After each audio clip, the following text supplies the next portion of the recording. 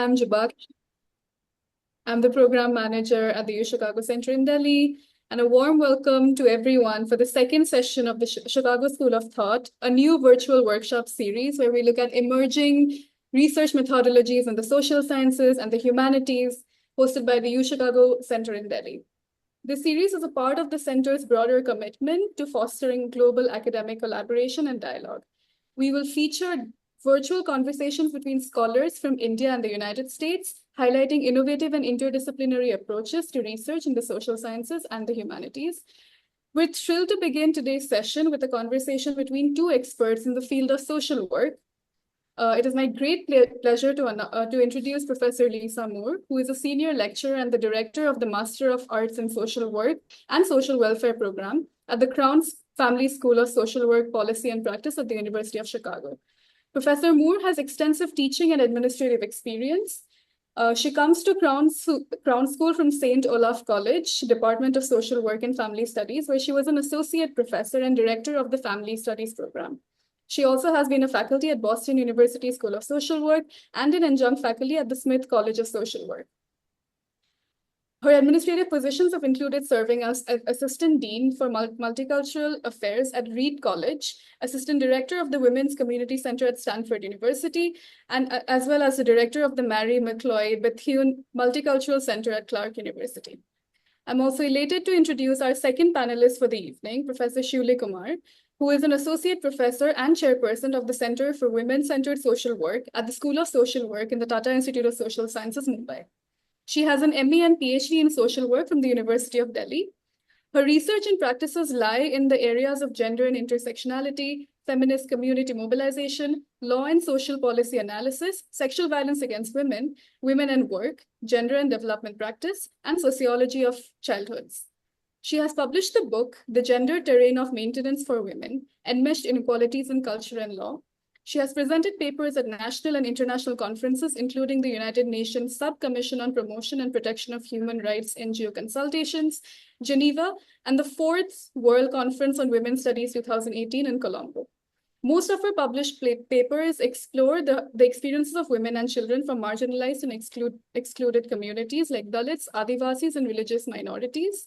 She is part of the South Asian Feminist Alliance for Women's Economic, Social, and Cultural Rights, and a founding member for the National Council for Women Leaders, a collective of Dalit, Adivasi, and Bahujan women in India. She also belongs to the School of Social Work at the Tata Institute of Social Sciences. This session will be moderated by Dr. Lenny Chaudhary, Executive Director of the UChicago Center in Delhi. We're super excited for the rich dialogue and insights that our experts have to offer today. And without further ado, let's begin the session. Thank you. Thank you, Jabakshi. Good evening, everyone, and welcome to the second session of the Chicago School of Thought. I have this pleasure of hosting a conversation between two scholars, Professor Shewli Kumar and Professor Lisa Moore. So I know I do have a lot of questions, and I'm sure our participants also have several. So without spending any more time, we'll dive straight into the discussion. Lisa, my first question is to you. Okay. Considering that you are interested in ethnographic and community-based research, how do you ensure that your research endeavors are welcomed in the communities who have been either exploited or historically marginalized? So, I mean, typically I try to spend as much time getting to know people, right? So I am fixated on relationship building.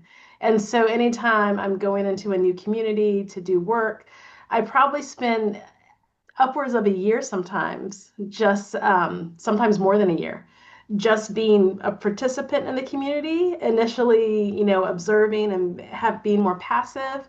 And then as I get to know people, as I start developing relationships, I try to explore and understand sort of like what's needed in those communities. And as I develop an understanding of what's needed, I say, oh, well, these are some things that I can offer, and see what is relevant at the moment. And so to me, it's really critical to develop relationships with people before you actually even start the research process. And I'm transparent with people, right? So I go in communities and they know who I am. I'm not being duplicitous. I say, oh, I'm a professor. I'm interested in doing research here, but I'm not quite sure what. I really want to find out what would be of use. And so I go in like that, but I don't have a really strict agenda until I develop those relationships with people in the community and they're working with me on developing that agenda. But again, it can take upwards to a year or longer before the actual project will begin. Great. Thank you. Thank you, Lisa. Yep. Professor Shewli, my next question is to you. You've done a huge amount of work with women and children from marginalized and excluded communities, Dalits, tribes, and religious minorities. I wanted to ask you, what is the motivation behind it? Why do you decide to conduct a research on a particular topic? And what are the usual steps that you adopt to develop a research proposal or an idea? It is, thank you for that question. And in fact, it is similar to what Lisa has said, that I've been working in the ground consistently besides teaching. A lot of my free time goes into, doing a lot of, first I was invited as a trainer, so I said, okay, I'll come in and I'll teach how people in the ground, activists in the ground can do research. But it turned around because I said, okay, what to research, and how to research. So the topic emerged and always emerges from the people, the women themselves, what they want research to be conducted. And a lot of the Dalit Adivasi population, like the activists, are very keen on doing research on sexual violence because that's something that's rampant and it's absolutely invisible. Even newspaper reports do not really capture the magnitude of that research and the nature and form of research. So this is kind of something that's part of that overall invisibilization of these issues. If any assault happens, which is publicly, propagated, then there's a lot of action that happens. But when it's everyday experience of specifically Dalit and Adivasi women, then they hardly get to the system of justice. So that is what they want research. And that is how I got more and more interested. And from that came the issues of, livelihood, mental health, and many other domains which, continue to impact in their lives. But most importantly, the systemic failure of, the judiciary, the medical fraternity, the police system of addressing the problems that they are facing. So that's how the interest came about. And then the one thing that I felt was that if I develop a research methodology, that may not be what the activists really want, So how do we, therefore work together to develop a methodology? And that became more in terms of action research. I had done researches earlier, which were academic researches, because you have to do it when you are in the academia. But I found that the kind of research methodologies that we were using is not really adequate to address the requirements of the activists, what they want, their objectives. And therefore, we started doing action research, participatory research processes, and we sat down to plot out how we are going to do this research, what kind of feminist understanding we are going to bring in. So the idea of research is, who's the knower? Is who, finally, that's very important. Which woman is the knower? And I'm also saying that most of the literature or researches that we have today is very masculine in nature. The academic outputs are more lauded, and there's an entire space that's been taken up by men where women's voices have been invisible. Specifically in a country like ours. So therefore, I think it's very important for us to visualize these voices more and more. And women from marginalized populations have never been heard. So who's the knower? Whose knowledge are we talking about? Whose experience we are talking about is what drives the epistemology of my researches. That's where I come from. Yeah. Great. And we have both Lisa and you who work with women from vulnerable backgrounds. I couldn't have had a better panel than this to talk about these issues in greater details. Lisa, again, moving on to you, from knowing the community and exploring a research idea to delving deeper into the research methods that you choose. My question to you would be that you work extensively with marginalized communities, racial and sexual minorities. Are there any particular research methods that you find to be best suited for working with these vulnerable populations? I would have to go back to what Dr. Shewli was talking about earlier. I think that participatory methodologies typically are where I end up landing as well. Right now I'm deeply entrenched in sort of one emerging project. The other one has been ongoing. The one project is with LGBTQ elders and college students that colleagues of mine founded almost 6 years ago now, from the School of the Art Institute. Dr. Karen Morris and Adam Gredeman created this project called LGBTQ Intergenerational Dialogue Project, along with Nick Westrate from University of Illinois, Chicago. And I came onto that project as a consultant, which is sort of typical for me, right? Like this sort of slow process, like, oh, why don't you come take a look at this? And again, sort of, I've been on there as a consultant. It's become a full-fledged research project. And what's exciting about that is that here we have, two very vulnerable groups, right? Elders who are LGBTQ, as well as youngers who are LGBTQ. And all of us facilitators, the entire facilitator team, we're all also identified as LGBTQ. And so in that project, there's lots and lots of attention placed on where's the voice, how do we sort of structure the project to be inclusive of all these different voices, right? Because you can imagine of 6 cycles of dialogue projects, that's hundreds of people now who've gone through this project. So right now, this project is about to take a pause. We're about to have a break from the dialogue series, and we're about to go into a process where we're going to analyze all of the data. And all of this, in the project and in the process of the research project, we have former participants, both youngers and elders, who are part of the research team. We have elders who facilitate one of the groups.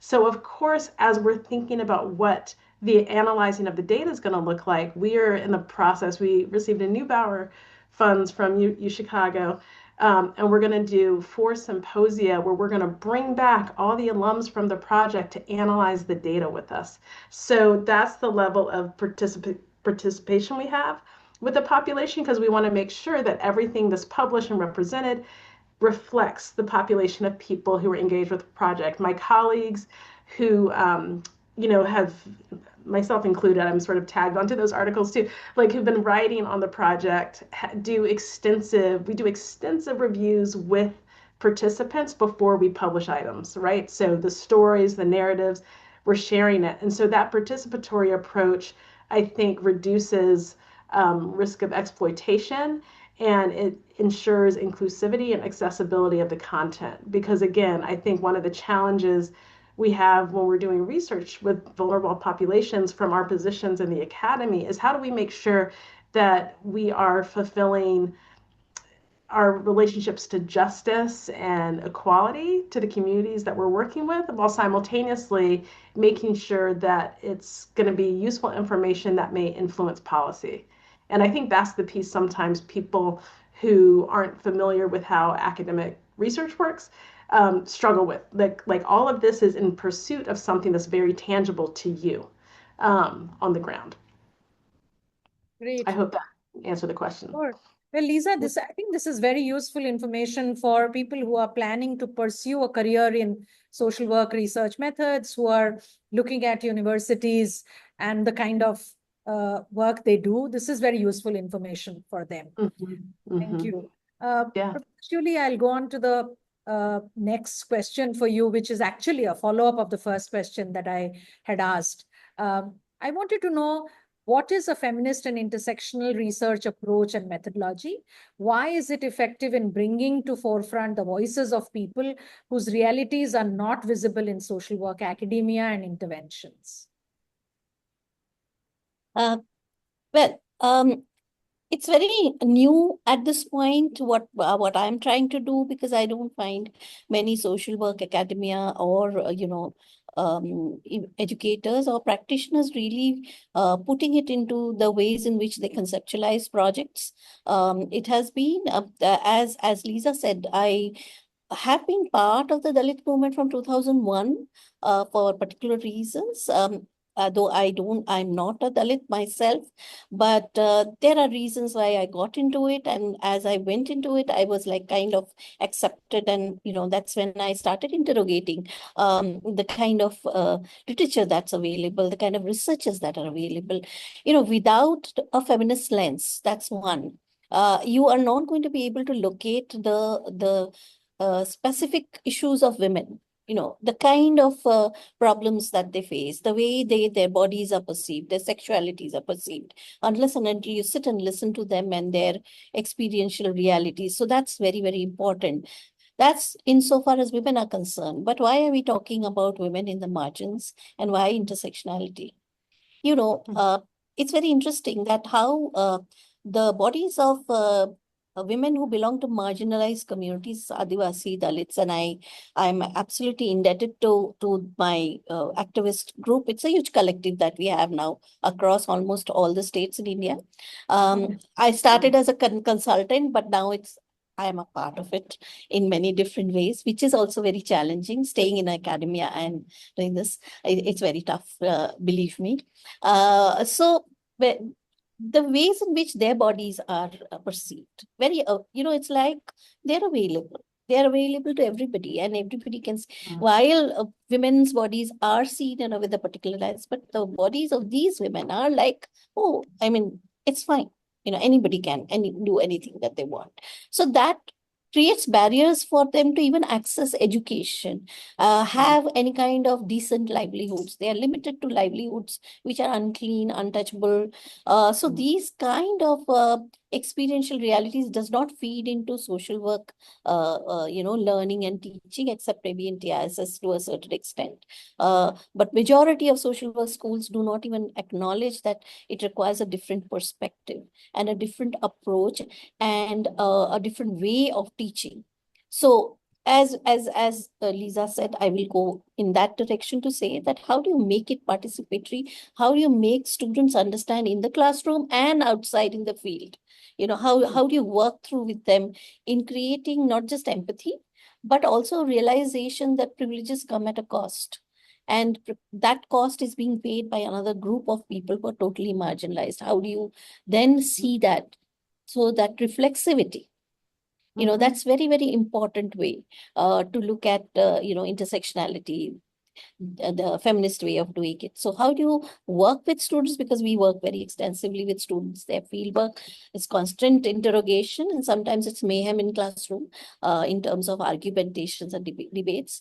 But beyond the classroom, how do you bring your experience, back to the field and work with the student, work with the field activists and see how they are, more than anything, how do you step back every time? That requires a huge deal of reflexivity. How do you not make it your voice or your research or your writing? That is something that's very hard to do, because you're always urged, you have to write a paper, you have to write a research. So how do you make them co-partners in that journey? So I try and make some of them co-writers in articles. I'm trying to push that you write your story. So that's the journey that I'm trying to make. It's very new, but I think we are moving in that direction now after these many years of constant engagement. So that's what is very important for me. So that's where my heart lies. I work from there, and that's where I think we need to move forward, at least in India. The Indian context is very different and challenging. So that's where we are. Thank you. Thank you so much. Lisa, my next question to you is about the challenges that you face in conducting the research that you do. You work with vulnerable communities, very disadvantaged population, and the research methods that you apply are, you try to make it as participatory as possible, and the communities invest in the whole process as you are invested in it too. So do you face any challenges while conducting this? And if you do, have you found ways of mitigating those or addressing those challenges? Yeah, I mean, I would say that time is probably the biggest challenge, is time, because the time of the communities that I'm in versus the time of the academic calendar or a publishing calendar are radically different. And so I'm actually on a panel at work this week on slow work. And this work is slow. It's very, very slow. And so right now I'm in a position where I feel like the advantage of my professional position as an administrator and someone who also teaches and squeezes in research is that everything I do has to be slow because I have to prioritize like my professional roles and responsibilities. So when I'm engaged with research right now, but even in the past, it's always been slow because building relationships takes time. You can't rush it. And sometimes I think people have a tendency to want things to say hurry up, or society and governments, right? Sometimes you'll be engaged in a research project that has very deep relevance to a community that you're serving. So, my prior research was in these communities in the United States called Gullah Geechee communities in South Carolina. And they're in the process, a lot of those communities are at risk of losing land. And so the research I was doing was on how family relationships change meanings of land ownership. So that was really salient to efforts that people had, that activists had down there on preserving the land. So there was a real sort of sense of pressure for me to hurry up with some of that research, even though I was dealing with really vulnerable content, right? The content was speaking with families about how they were negotiating who owned land, which again, very sensitive topic, right? Because families are complicated.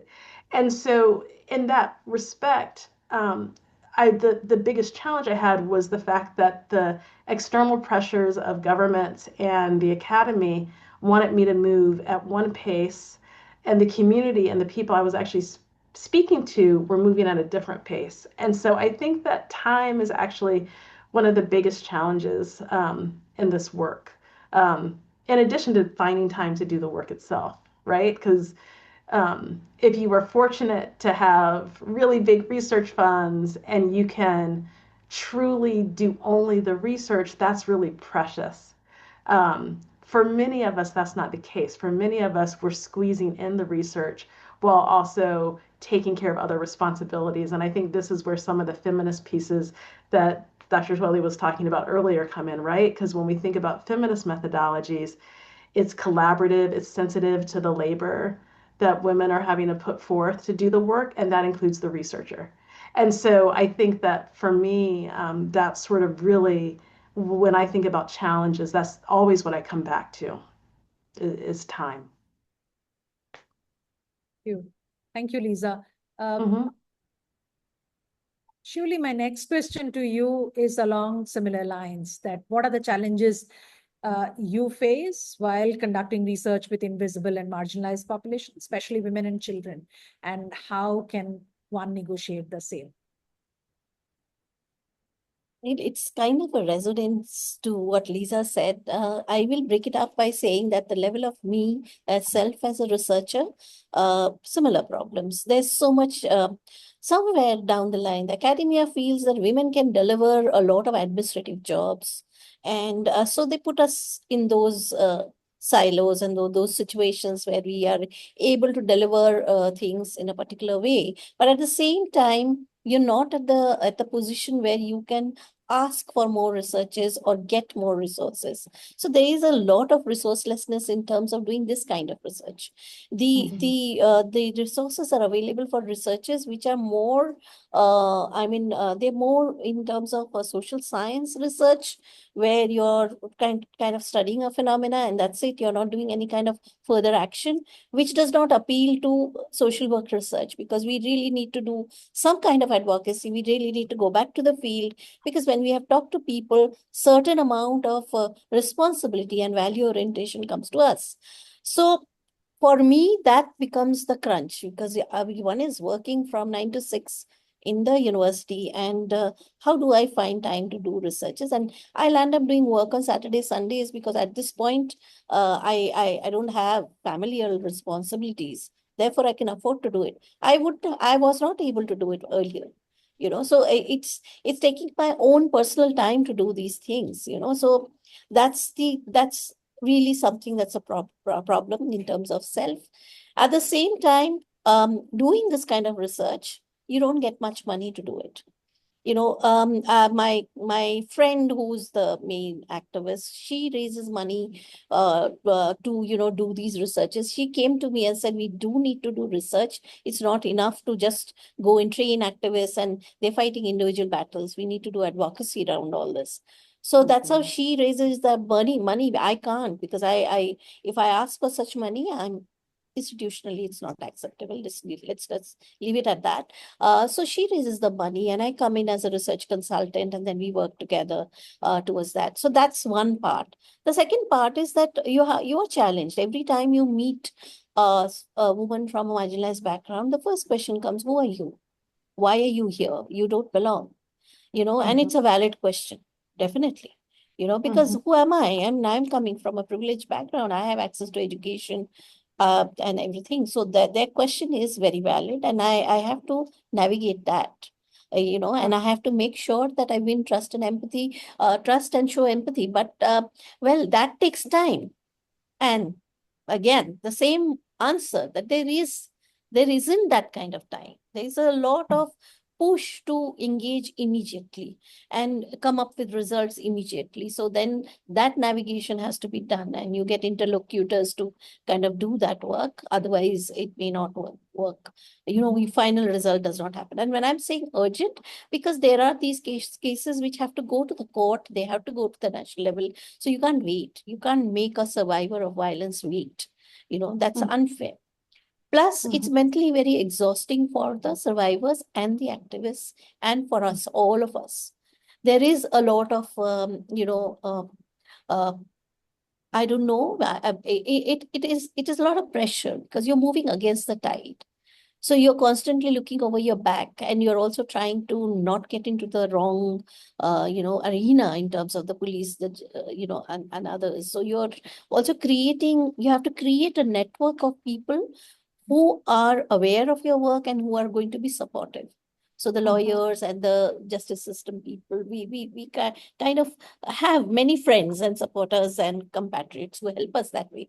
But that again, it is still mentally very exhausting. It is tiring. So how do you take care of yourself? And creating a caring culture, now we have started doing that, and we have collective. We try, and that's where the online helps. We try and meet online once a month to share where are we with our research, and where are we in terms of results, and where are we in terms of putting it into action. So we try to do that.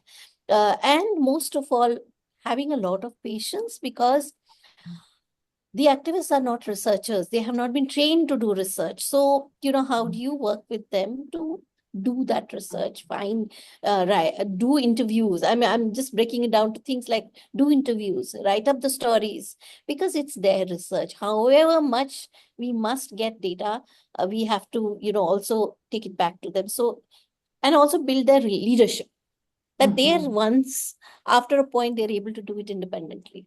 So creating that groundswell of leadership and research leadership, I think that's our aim and objective. That's my aim and objective with my collective. And I think that works, but it takes time again. Time poverty is huge here. And yeah, that's there. So those are the health issues. Thank you. Well, that takes me to the next question to both of you. Both of you are invested researchers, invested in the community that you work with, invested in the issues that you work with, and you are sensitive to the community that you work with. And while being sensitive to the community that you work with, your work is also foregrounded in theory and tries to retain academic excellence at a very high level. My question to both of you would be, while doing all of that and having rich experience of working with the community for decades, how do you perceive the newer technologies or tools that have come into being? For example, extensive use of data, AI, machine learning, artificial intelligence and stuff. Where do you see all of that going? And what are the ways in which your study or your work is likely to get impacted by those? What I wanted to hear from both of you. That's a big question. Really? That's a hard question. We can brainstorm. We can brainstorm basis our experience. So yeah, I'm sure Yeah. people enjoy. I mean, I think that the work I do, what I try to remind myself and I remind my students is that technology is fed by people, and that the importance of understanding that the data we produce in these very slow ways that you're like, what is this going to do? Feeds these machine learning programs for better or worse. And there's still going to be a necessity to revise, edit, and review what these machines put out. And so I think that with the work I'm doing, I'm not quite sure yet how it's going to affect the communities I'm working with. I mean, I know that AI takes a phenomenal amount of water. And so I'm thinking about that. And I'm thinking about the communities where Black and Brown folks in the States reside. And I'm thinking about LGBTQ people and sort of what narratives are put forth about that experience. And so I'm constantly aware that humans are feeding the machines. I think that what is frightening is when I'm reading things about technology and AI or social media, and it feels like machines are doing things on their own. That's where I start getting freaked out and fixated on all these sci-fi fantasy things. I'm like, what if they really start taking over? In my field, we train students to be social workers, and some social workers do therapy. And there was recently a New York Times article about the first AI therapist, which to me is terrifying, right? Like, I mean, I get it, and that may be the gateway to get people into therapy. But, I think about what is lost in human connection. And so I haven't read the literature on the brain science of people who are engaging in forming the relationships. The New York Times article was the first thing I've read really on it, but it's an area that I want to spend more time thinking about, is sort of what is the function of technology in terms of relationship building for people. I have done pretty extensive reading just from a personal standpoint as a parent about what technology does to the brains of kids, what it means for kids who experience isolation and bullying to have access to communities online where they maybe don't experience bullying, as well as online bullying. So, I think it's lots of different layers, but I think there's still like more to come. But again, I'm just sort of holding on to the fact that we're still feeding these machines the information, hoping. Yeah, I would say that we have to constantly be on our toes in terms of who controls whom. If technology is controlling our lives, we need to be conscious, cognizant of it. If every bit of information that we are getting is from technology rather than from sound theoretical, books have been written, and I always encourage people to read. So I always tell them that even now you need to go and read the grand theories, because they inform, they have enabled us to have critical analytical facility faculties. So if technology is taking away that faculty, and I see it happening a lot, because then you just have free access to information which you're not able to critically analyze, and how much of it is truth, not truth, are things which are very problematic. So while I agree and resonate with Lisa that humans feed technology, but for how long? And because it has all these algorithms which will just take it beyond the control of humans, and human beings are not understanding that part. While we tout it as a huge remedy for all ills, social ills and social problems do not go away that easily. There's also inaccessibility of technology in countries like ours, which may be good and may be not good. Because at times, like we are on social media just now. We are using technology to talk with each other and build some connections. So there's a good side of it.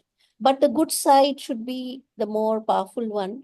and the other part needs to be controlled. Somewhere we need to acknowledge that human to human touch is more important. Understanding contextual realities for social work is going to the ground and meeting people. Without meeting people, and with that, without meeting people, you can never understand where they are and what their lives really look like.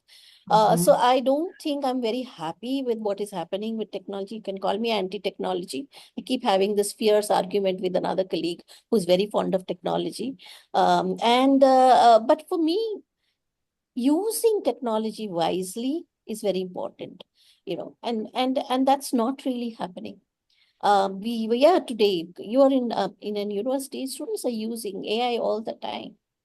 And we have now had to come up with a tool which kind of is able to identify AI based assignments. And we send it back and we say, sorry, you have to write it out again.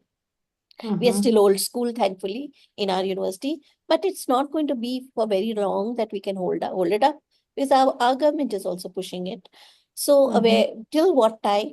Yeah, it's race against time. And young people are living in silos. For India, collective is very important. You are working together, and that's the richness of our country, because that's where power comes from. Today they don't talk with each other. They're mostly connected to the tech, to their devices. So how do we, engage them to look at each other, talk with each other, debate, discourse, even quarrel on ideas? But that is not happening. So I think that's where AI is a problem. And I have no compunctions in saying it is a problem. ChatGPT is a problem, because I belong to a school who needs to read, to go to the people, talk with them, and then only you can contextualize social work interventions. Otherwise, you can't. Social work interventions, social work researches. Yeah. So for me, I have a very clear, though my daughter is a technologist, but that's aside. Uh, I think it's very important to question what AI is bringing in, and questioning the power of it, and keeping it where it needs to stay, putting it where it belongs, rather than, have humans governing their lives. Yeah. Maybe it's a losing battle, I don't know, but yeah. But an important battle to keep fighting, while I consider it as an enabler in some aspects, but whether it rightly represents the interests of the community all of us are interested in, we are sensitive towards, that's, I think, the biggest determinant, particularly in social work research. And maybe times will come, we will have a different kind of discussion, whether it is an enabler or not, whether it rightly represents or not. But it's important to keep having these discussions. Otherwise, we will take it as given. Yeah. So that takes me to my next question, which is more like a recommendation, if you have, for young researchers, both of you, if you have recommendations for young researchers who are planning to pursue a career in social work research, do you have any recommendations for them in terms of, the issues, the challenges, the methods, or the areas of research, anything? Um, Would you like to start? Yeah, sure. I would say think really deeply about how you form relationships with people. And think about, if you are an aspiring social work researcher, in what context do you want to do the research? Do you want to be in the academy doing the research? Do you want to be working for a city or national government doing the research? There's lots of places where research happens. And I think that sometimes people think you must be in the academy to do it, but I think that there's lots of places where research happens. And so really exploring what the career paths are, and be really intentional about sort of how you develop your your research career. I think that I wasn't as intentional as most people were. I sort of fell into doing research. I started off as a higher ed administrator. who fell in love with research while doing my PhD. And so I think that, so for me, I sort of came to it a bit late, which is also part of why my own career path is kind of windy. If you look at my career path, it's all over the place. And I love the career path I have carved out. But I think if I were new and young to research, I would really think about sort of like how I want to engage it, but starting with how I want to engage with people. Thanks, Shewli. Yeah. I would add to what Lisa is saying, that research requires a certain degree of passion and commitment. And what do you want to do the research for? What is the end, and how you're to use the results? That's something very important. Your idea of doing research should not be something like, because for the sake of research. Where are you working? What is it that you want to bring out as a issue, and what kind of change are you looking at? You were working with the government, then government likes big data. So you would like to do a big data kind of a quantitative research. But in that, what aspects do you want to bring to the fore within the government is very important, because social workers are change makers. They're supposed to do social justice. There's a value orientation around social work. So how do you use that space that you have very intelligently to bring in data on invisible populations?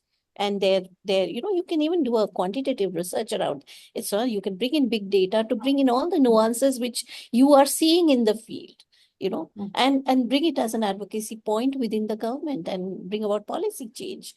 Or you can work because you want to collectivize people, like I'm doing, to ensure that there is that research is commonplace, that everybody can do research. So how do you go? And that requires a certain degree of engagement in the communities. It's not easy to do, because contextualizing, deciding which methodology works and how that methodology needs to be done, that takes time. And then you come to some realization, after putting in that many years.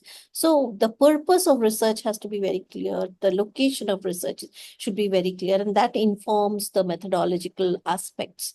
So I'm very clear that feminist intersectional research is what I want to do, but I want to do it with the people, with the women. But I've reached this stage after so many years. And as Lisa said, I also have a very windy road. I began more as a NGO person, and then I moved into academia. Then I said, no, I don't mind being an academic, but I still want to continue working with the people. So that became parallel, so I lost out several years of promotion, which is all good for me, no problems. I'm happy because I'm doing what I like, so there was that kind of choice making happened. But yeah, these are decisions that young researchers will have to do. It's not an easy part.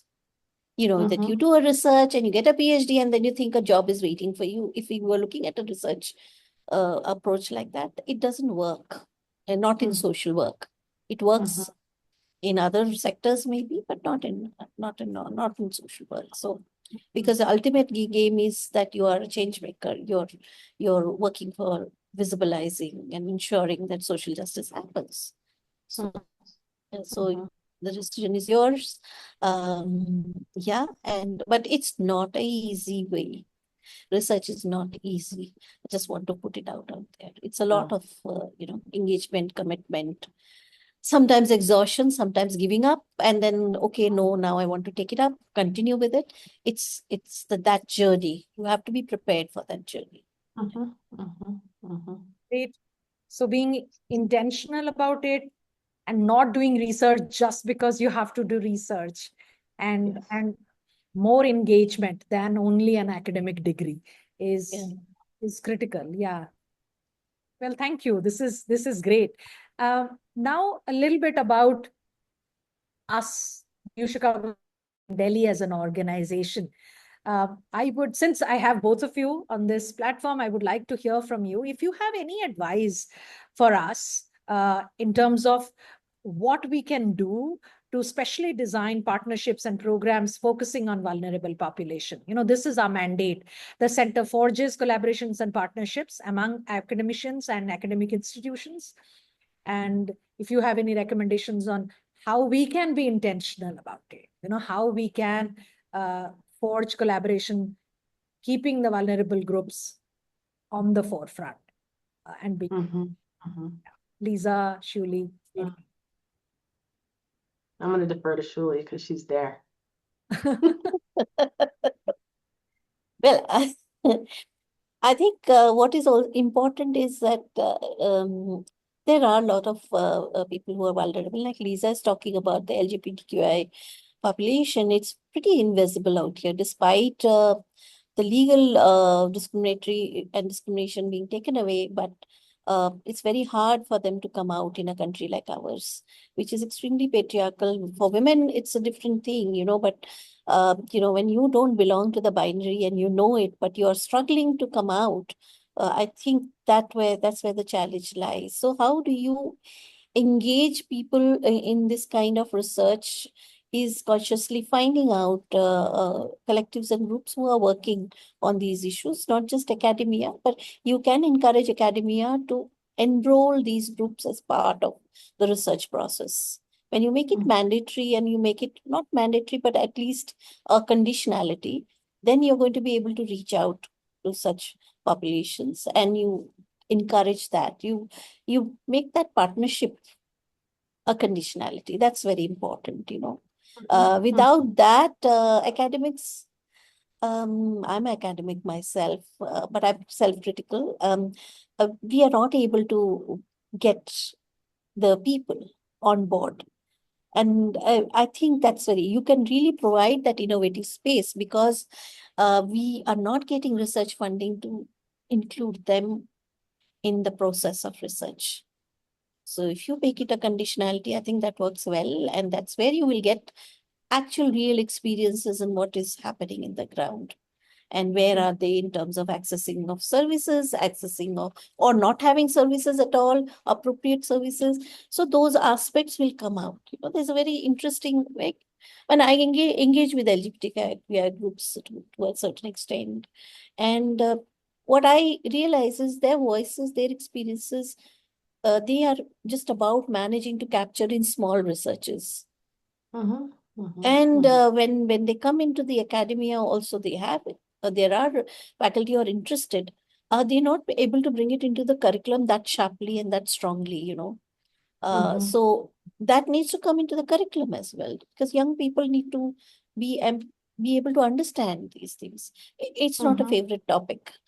So just to, so what is this objective of doing these researches also needs to be very clear.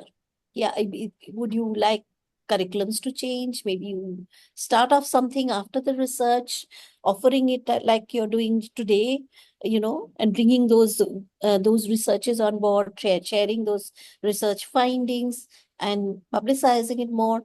That is a space that you can provide. UChicago can definitely provide, and take it forward. So I have one conditionality, and second, publicizing these researches. Thank you. Yeah. Lisa, is there anything you want to suggest? I think that in this particular moment that we're in, I feel like it's a test of how effective prior efforts have been at inclusivity, to demonstrate inclusivity without having a mandate or charge to. And so in this particular context we're in right now, it's about sort of reminding ourselves that this is important, right? Even if it's sort of like having internal, like sort of mechanisms to say, okay, are we being inclusive of all the different types of people who may be interested in this, right? And so I think that right now in this particular moment, I think forging partnerships is really about phenomenal creativity and looking at places that maybe typically wouldn't have considered to form a partnership, right? Like, whereas before, like a community-based organization would have been like, oh yeah, like let's look at CBOs. but maybe actually you're going to look at something more discreet and say, this person's doing this podcast on such and such. It has a large following. Like maybe we should connect with this person doing this podcast to find out what else they know. And that may actually be like a pathway to forge like a different type of partnership, because they may have a whole community of people that aren't engaging with the local CBO, the local community-based organization. So I think that right now it takes just a lot of creativity of looking at places where maybe you didn't look before. Great. Well, thank you so much. Thank you very much, both of you. Now, I think we are almost at time where I will open it up for participants to ask questions.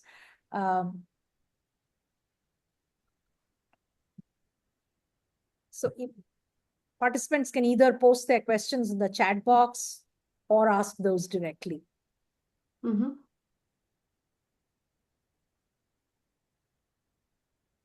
I was wondering if by the time participants type in their questions, can I ask a question? Yeah. Sure. I did my MA in anthropology, and what I had looked at was sexual violence in Bangladesh, and seeing that both of you have worked with vulnerable populations, I wanted to ask, how do you, as researchers, also navigate the vulnerabilities that you are exposed to in the process of research, especially when you're working with something as sensitive as sexual violence and sexual trauma? There comes something on the researcher themselves to also take care of their mental health while dealing with something that is so heavy for any person, even, and so in that position, how do you navigate those? And are there autoethnographies that social workers also You're not audible. Oh, sorry. Am I? Yeah, the later part. Yeah, no, and so in that line, I wanted to ask if autoethnographies are also something that social practitioners indulge in, like as towards the later part of a book or something. Like, is autoethnography as important? Does it find an important place in social work as well? I would say so. I think that a lot of my work is autoethnographic in nature. My doctoral work's in anthropology, and I fell in love with autoethnography as a mechanism to talk about research. I think that when you're dealing with topics like sexual violence, the demand for reflexivity is really high, because it lands on you, it lands in you. And so using autoethnography as a mechanism to reflect on what you're engaging in, I think reinforces and enriches the people that you're talking about. It reflects the humanity of the process itself. And there's a book called Black Feminist Anthropology that I highly recommend. It's an older text, but almost all the pieces are written by, they're all written by Black anthropologists, Black feminist anthropologists, but many of them are autoethnographic in nature. And I think it's just a really good resource. I'm still referring my students to it, even though it's a couple decades old. I just haven't come across anything else that's as effective as that one is. Yeah, I think ethnography is very important, and what we are trying to do, I mean, I would say is that, yeah, it's exhausting, but when you have a collective working together, the conversations that happen with each other, and also trying to do the best in terms of support to the survivor, that goes hand in hand, at least for me, in terms of, referrals, follow-up, counseling help, whatever we can provide in the ground is something that we do, because it does give us that sense of, okay, I have done certain things for therapy. That's one kind. And the second is also of encouraging more writing on. There is a lot of autoethnography available on Dalit by Dalit feminists, which and there are a lot of autobiographies written by Dalit feminists who have, which are a very important texts for us to give to students. I can reel off a whole lot of names. You have Bama, you have Viramma, you have many. So who have talked about sexual violence as well in their everyday lives. So that's available in terms of literature. But I think what you're talking about is also how do you deal with it every day. Yeah. And how do you, yeah, it's tough. And therefore, anytime we feel overwhelmed, we meet, be it online or we just go have a quick, if people are available, say in Mumbai, we kind of come together and we share, we talk. That is pretty therapeutic. And that helps us to also come up with new ways of addressing the problem and seeing how we can help each other. What we are also doing is to create this network of support. So we have a WhatsApp group, which is very effective in terms of, somebody in one remote corner of the country is struggling with a particular person and who's faced sexual violence. So they write in and then we kind of provide resources. So that's the way to go forward and then have a conversation. Okay, how did it go and what do we do? And having also this constant thing that, okay, how do we not get overwhelmed? How do we build resilience to do this? We've stepped into this work consciously. We've taken it as a call for ourselves. So therefore, how do we then every day deal with it? How do we develop more and more resilience? That's how we do it. I don't know whether it's appropriate, not appropriate. It works, and it works in terms of these conversations. Yeah, we break down, yeah, all that happens. But it's a safe space. And I think that is very important to have in work like this. Because sexual violence is stark. It's not easy. So when you step into that arena, then therefore you need to have that collective support and that you get. Thank you.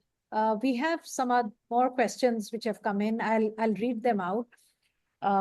Aditya has asked a question saying, given that impact evaluation in social work has traditionally relied on two main approaches, quantitative metrics and qualitative indicators, like the happiness index, how can we, in the light of the growing role of social enterprises, develop new methods of impact assessment that meaningfully capture both community well-being and regional economic growth? It's a huge question.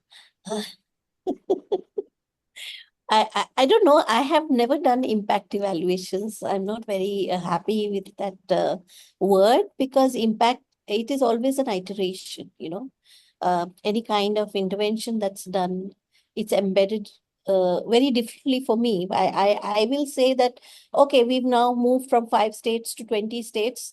And how am I going to measure the impact? All I can say is that more case reportage is happening in those states, and more rehab work and effectiveness of the work of the activists is showing up, if I'm going to talk like that.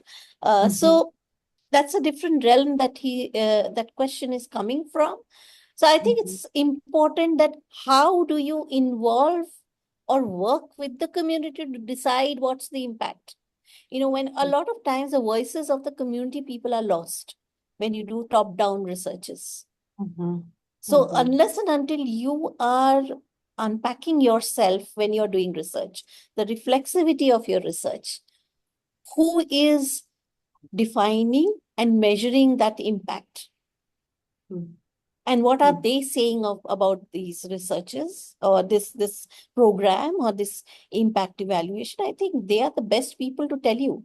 So how do you, the methodology of the research, impact evaluation should be able to bring that on board. You can use participatory methodologies to say that, community people are saying, so foregrounding the voice of the community, their experience, because we always have this disbelief that they don't have knowledge.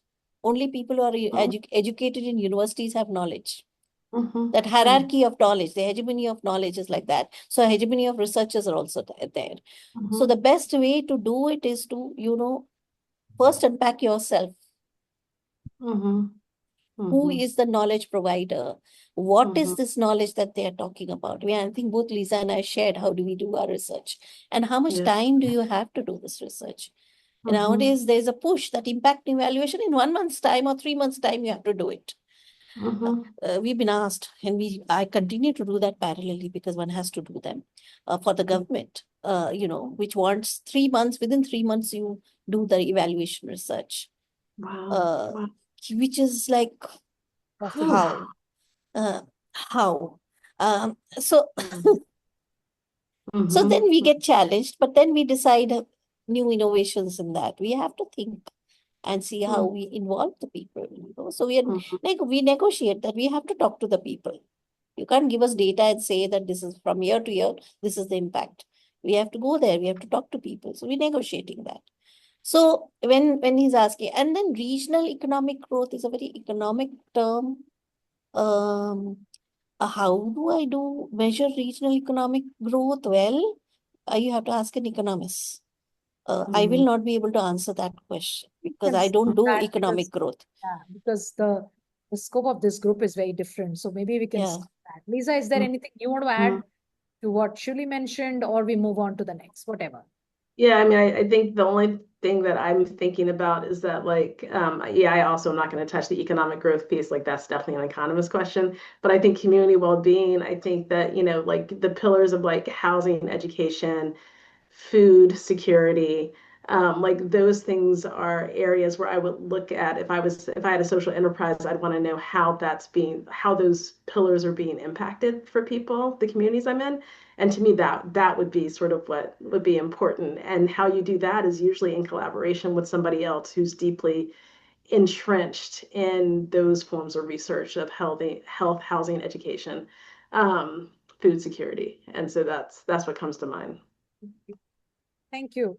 We'll move on to the next question. The next question is from Sunita. LGBTQ plus is an emerging topic of research. We know that there are various kinds of barriers to conduct research studies based on them. What kind of methodology should we adopt to conduct such research? Before we pose it to our panelists, my only concern is about referring to the group as them is problematic. Maybe we can start from there and talk about it. Yeah, I think if you are outside of the community and it's like a voyeuristic endeavor, just stop there. Probably like a good place to stop.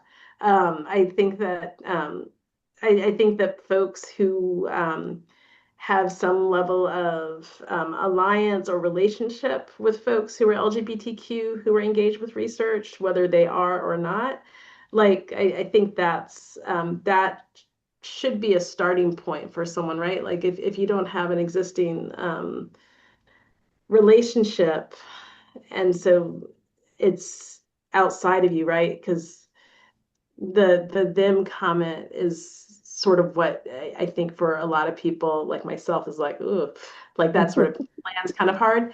I would be like, ooh, like maybe you shouldn't be engaging in the research with us, but I also want to sort of like give benefit of the doubt that like this is earnest, right? Like how? um, and so that piece around, yeah, like developing existing relationships with people and cultivating opportunities to do the research. Sometimes it starts really small and becomes something larger. But that again, it takes a lot of time. Um, and I think that again, in terms of methodology, I think the issues of safety Yeah. are a really big deal right now for people. Safety is a really huge deal. And so as much anonymized research is going to be really critical, which again, I think if you're outside of the community, you're not going to be able to access people in the community. Um, and I think that that's okay. But I think that you can look at other pieces, right? Like, I mean, I think we can look at other elements of society, other areas of other indicators to understand what's happening for people. Unfortunately, one of the best indicators is suicidality. Yeah. So, Yeah. Yeah. that's something I'm deeply concerned about right now, is like the level of suicidal ideation in communities, and what those rates, which again, going to be hard to capture because a lot of places aren't capturing who has suicide, who's having suicidal ideation, because in some places like my own, that type of specificity is being excluded now from national research data sets. So I think that that's going to be something that I know I'm paying attention to, or what's happening in terms of suicide rates. Yeah. Yeah, I agree with Lisa. I would say that, um, unless you're an insider, you can't do, it's very hard to do this kind of research. What can, if I flip it around, of course, you both have cited about the language, which shows also that how much do you know about these issues? How much do you know the language? How much do you know the grammar of LGBTQI? I need one needs to educate themselves, because when I was talking within our institution about a particular, the sexual harassment committee and all those things, one had to engage with the queer collective constantly, to really understand what are these issues that should come into a policy framework within the institution. But I could do it because I had students who were willing to talk about it within the safe space. And many of them, their parents also didn't know, So it was like, they were very clear that please don't take it out. And till date, we haven't. So there is the safety issue. There is the ways in which you have these interaction, and what do you learn from it. We need to learn the grammar and the language of it as well before we really want to do research. It's not just one way of doing it. And once we've learned the language and grammar, let's do the research with the other. That is, those who do the othering, those who stereotype, those who don't want to understand these issue and don't have empathy for it. Let's do research and find out where is this coming from. So instead of, actually, if you're a good ally, then you do research with people who are the ones who are discriminating, who are being violent, who are not providing spaces. Let's find out what's happening there, So that would be a good research, So this is just an idea. I think it's very important to talk to people who have these completely weird behaviors, and where they push their own children into societal spaces, and then and then they don't even acknowledge that they've done it. So let's talk to them and find out what is this fear of non-binary that they have, and why do they have it. So I think that research hasn't been done. Let's do that research if we are not part of the community, and probably that will provide justice way forwards. So, it's the way you look at the research and what you want to do out of it.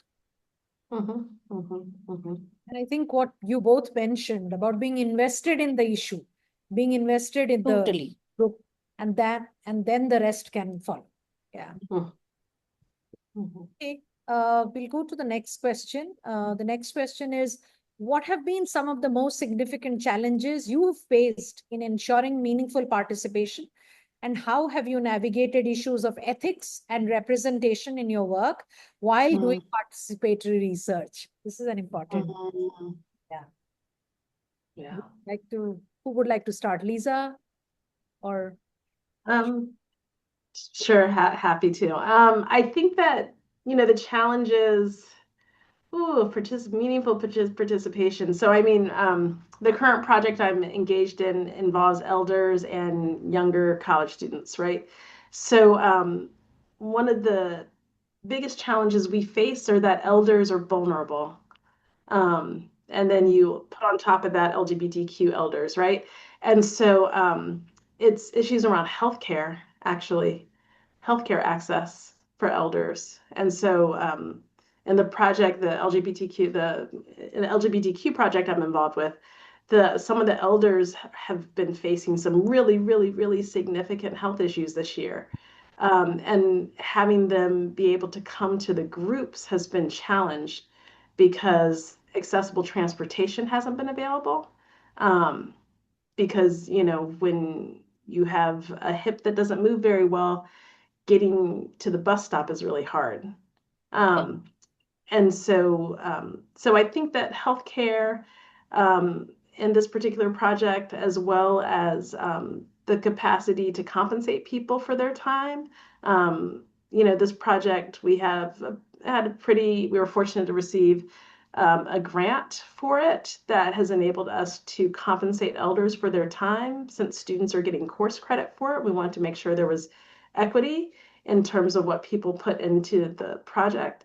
And so it's been phenomenal being able to compensate elders for their time, but a lot of times in most projects, you can't compensate people for the time that they're giving you. And that's labor. It's truly labor. And I think that the piece around the ethics and representation, I'm acutely aware that my career is being developed on the backs of other people's time that they give me voluntarily. So, like oftentimes, one segment of research I did on the Gullah Geechee folks, I've been asked to publish a book on that for over a decade now, and I haven't. And part of why I've been cautious and maybe a little bit reluctant to do it is because they've been deeply exploited by academics to the point where if you go to this particular area where folks live who are Gullah Geechee, they ask you to pay hundreds of dollars to have time in the archive, right? Archives are typically pretty accessible, but they are, again, have been so exploited. So I've been cautious to write that book because these are really personal family stories. And I don't want to put something out where I can't compensate people for it. And I haven't sort of figured out the logistics around that in my head. So we're going on 10 years now, almost 10 years since I finished that work, and I'm still being invited to publish on it. So it gives you an idea of the dearth of it. But again, for me as a researcher, I'm very attuned to the ethics of that community and their vulnerability and don't want to publish anything without working those pieces out. So I think that that's part of being an ethical participatory researcher, is that sometimes you put stuff on hold, even if it's going to be for your own benefit, right? And that's just sort of how I roll. Some people have told me that has, you could be really big, or this book's really important. I'm like, yeah, and I have to figure out how to work this out. And if I can't pay people for their stories, I'm not going to publish the book. I just feel strongly about that. Mm-hmm. I echo that, and I also say that what we are trying to do is raise fellowship money for all the participants in our research, and also make sure that they're able to travel, they're able to talk in forums, they're able to tell their own stories. And to be honest, I would not do this research. There was a call for women social work heroines, and I asked my friend to write out her story, and she was told that she can't publish her own story. So then I wrote in and I said that the same abstract I sent, and I said, okay, I will write her story, but she's to be the co-writer, if that is okay with you, because her story must be written out. So then they accepted it, but I don't know finally if they will, allow us to publish. But these are ethical issues. I wouldn't want to write her story. Why should I?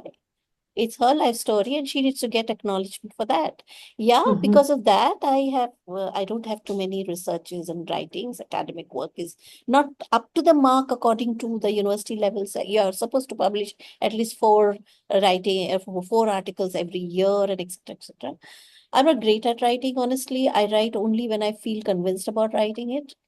And I know that this is ethical, and therefore I will write. But what I am trying to encourage all these activists to write their stories, because they are phenomenal stories. And once that we are able to put together, which is like we are pushing them to do it, then I think it will be a good book for people to read.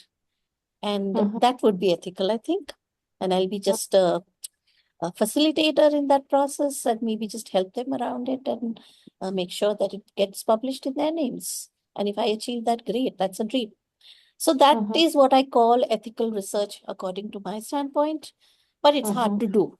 As you rightly said, Lisa, it's very hard to write out somebody else's story and somebody else's struggles, negotiations, because it's theirs to tell.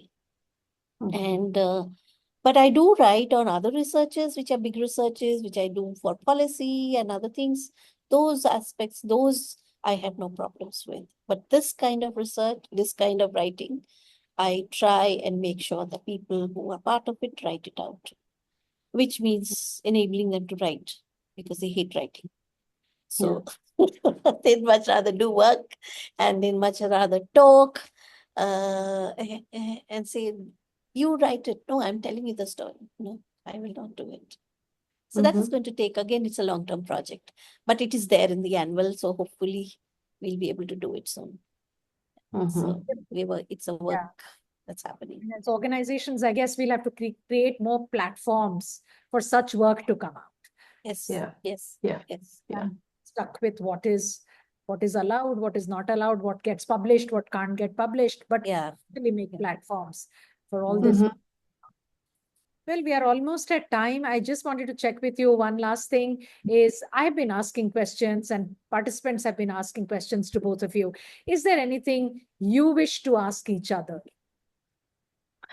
Yes. Yeah. I would like to know what brings you joy in the work that you do, because when you talk about it, there's so much passion. I'm super interested in hearing about that component of it, because it's challenging. You know, I feel like we've talked a lot about the challenges. I'm interested in hearing the joy and the work for you.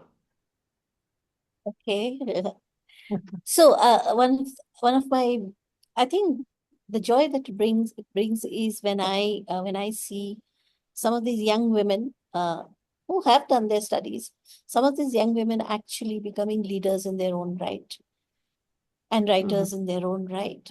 They have phenomenal skills in writing poems. They have phenomenal skills in their own language, not necessarily English. But they're now penning it down after almost 5 or 6 years. They're penning it down and they're writing it out. So when I see that, and they're also negotiating the hierarchies of power very well. They're also, able to go to these justice systems and raise their voice and say that my survivor needs justice. So therefore, you need to do the paperwork this way, and you need to ensure that she's able to get her compensation, that she gets heard. So there are many of these women we are very proud of. So that gives me a lot of joy because I know we are going in the right direction and we are able to achieve that. That's a social worker in me speaking, not the social work researcher so much. That's something that's, small drop in the ocean, but yes, that gives me a lot of joy, I think. And I love it when my students also engage in these fields and they really go out there and they come back all the time and say, ma'am, we are really understanding what you said in classroom. And that's the other, happiness that I get. Okay, they're moving on. They're part of these collectives. They're consciously moving in that direction. Somewhere I've inspired them a little bit. So I'm happy with that, So those are some things that give me joy, Lisa. And Thank for you for indulging. For you, I have a question, Lisa, and this is not about struggle, but I think individually, as a person and as a researcher, what is your standpoint on in terms of working with Black women? How do you see it in today's context? How are you? Yeah, I think that I'm passionate about Black women's labor, and I think that people take for granted the contributions of Black women in the many different places that we reside. I think that a lot of times we're deeply invisibilized in many societies, not just in the United States. I think in many, many places where Black women exist, we're very invisibilized. But oftentimes we are making things function. Yes. And so I feel like we are the engines, you know. I low key wish I had the wherewithal to organize like a Black women's like strike day, just so that way Yes. the world could experience what happens when Black women stop working. Um, because we're everywhere. I think that it's so, I mean, I think to me, when I think about, you know, the question you ask about Black women, I always land back on like, yeah, our labor is really, really True. important to the world. Mm. So, Thanks for saying that, because I think that's where we resonate, because Dalit women and Adivasi women are doing most of the work here, and their labor is probably the most invisible. So I think that's something that we need to visualize. We need to work together on, you know, and see how that becomes the key narrative in this very, very hegemonized world. So how do you look, how do you define labor? Yeah. How do you define work? How that leads to the next steps of, you know, ensuring social security and all other things, and discrimination, prejudice, everything else. But definition of labor needs to change. Yes, Yeah. I agree. Completely Yeah. agree. Yeah. Yeah. Yeah. In my class, we talk about labor as energy. And so, and I define labor as the passion and energy we put in the stuff that we care about, and work is the stuff we do to make sure we have food and shelter. Yeah. But labor is our passion. Yes. True. Yep. Well, thank you. Thank you very much. Well, I must say that I don't think at the center we've had a more engaging discussion like this. So it's not only academically rich, but also so engaging, and with two scholars who have their heart in the work that they are doing. Thank you both for giving us this opportunity to have this dialogue. To the participants, I must say that yes, like all good things, this also has to end. But for us, it's not an end. This is a beginning of a dialogue that we forged today. We started today. There are several areas of cross-fertilization of ideas. There are intersectionality related issues which are common to both. And we hope that with Shewli, Lisa, and all of us, we will be able to take this discussion forward. To the participants, I wanted to say that please stay engaged. The center, stay in touch. If you wish to get more information about what the center does, do send an email to Jubakshi. She will put you on the mailing list, and you can get information about the center's programs. We are a hub for academic discussion, research collaboration, policy engagement on a range of issues. We are a sector agnostic organization, so it gives us the opportunity to work on a whole range of issues. So yeah, and our commitment to this kind of dialogue stays long term. So thank you very much. Thank you, Lisa. Thank you, Shewli. I don't think I can thank you enough for giving us this opportunity. Thank you for inviting us. Yes, thank you so much for the invitation. Making us meet. Yes, yes, yes. It's very nice to know you now. Yeah, same here, same here. Absolutely. Great. Good evening. Good rest of the day, Lisa. Yeah. Good evening. Bye.